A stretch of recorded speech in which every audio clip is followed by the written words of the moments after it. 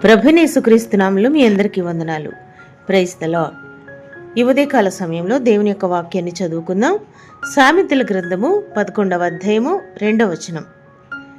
అహంకారము వెంబడి అవమానము వచ్చును, వినయము గలవారి యొద్ద జ్ఞానమున్నది. ఆమేన్. మహాదేవుడును రక్షకుడైన యేసుక్రీస్తు నామమున మీ అందరికీ శుభములు. అందరూ బాగున్నారా? మీరందరూ బాగుండాలని ప్రతిదినం మీ కొరకు ప్రార్థన చేస్తున్నాము.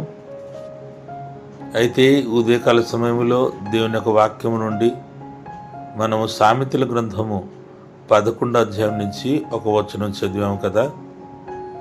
ఇక్కడ అహంకారము అలాగే వినయము గలవారు గురించి రాయబడుతుంది.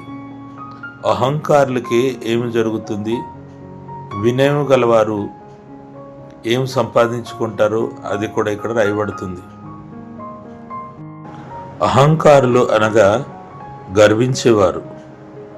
నేనే గొప్పవాడని, నాకు అన్ని తెలుసు అన్నట్లుగా ప్రవర్తిస్తాడు. అయితే వారికి అవమానం వస్తుంది అని చెప్పారు.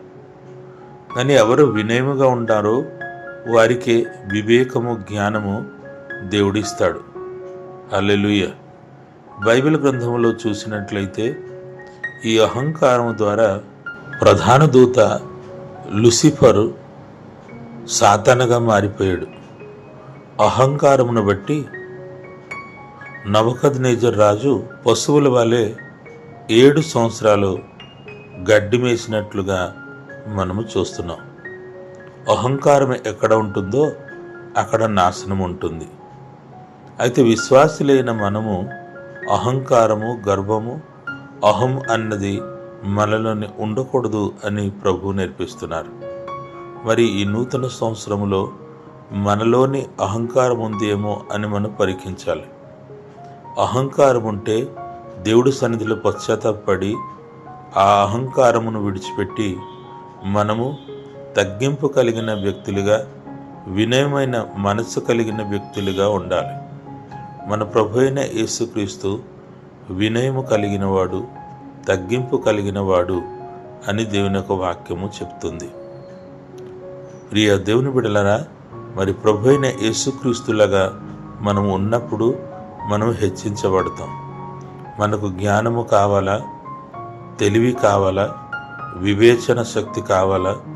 అయితే మనం తగ్గింపు కలిగి ఉండాలి అని ప్రభు పేరిట మనవి చేస్తున్నాం.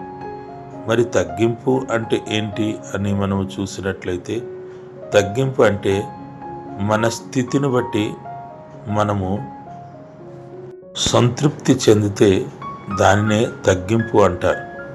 చాలామంది తగ్గింపు అంటే తల దించుకొని నడవడమేమో అని అనుకుంటారు. తగ్గింపు అంటే కిందనే కూర్చుంటే తగ్గింపు అని అనుకుంటారు.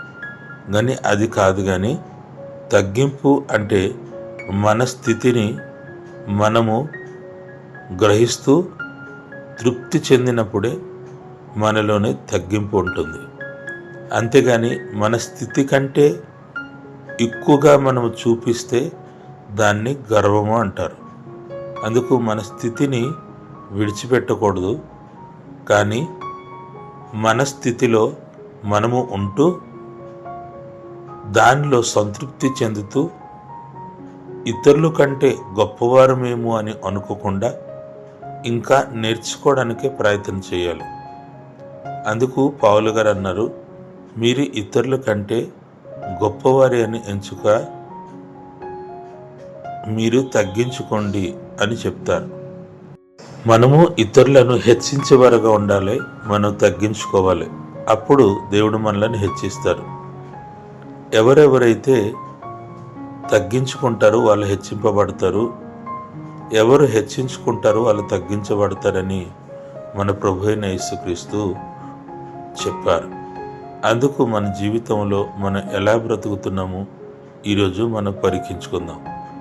తగ్గింపు కలిగిన వారు జ్ఞానవంతులు, గర్విష్ఠులు అజ్ఞానులు అని కూడా మనము గమనించాలి.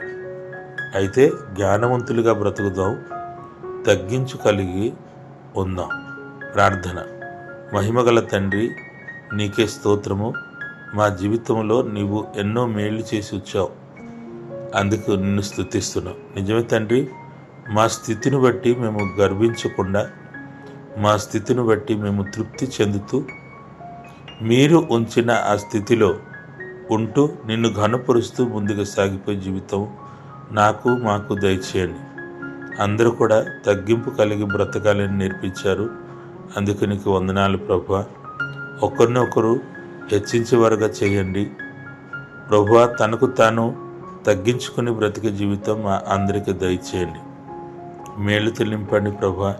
నిజమే, మేము తగ్గించుకున్నప్పుడు మేము హెచ్చించబడుతున్నాము, నీ దగ్గర నుంచి జ్ఞానము సంపాదించుకుంటున్నాం. అందుకే నీకు స్తోత్రము. ఎవరిలోనే గర్వము లేకుండా ప్రార్థనలు ఎక్కివిస్తున్న ప్రతి బిడ్డలు కూడా తగ్గింపు మనసు కలిగి ఉండుటకు సహాయం చేయమని యేసుక్రీస్తు నామములో అడుగుచున్నాము తండ్రి. ఆమేన్.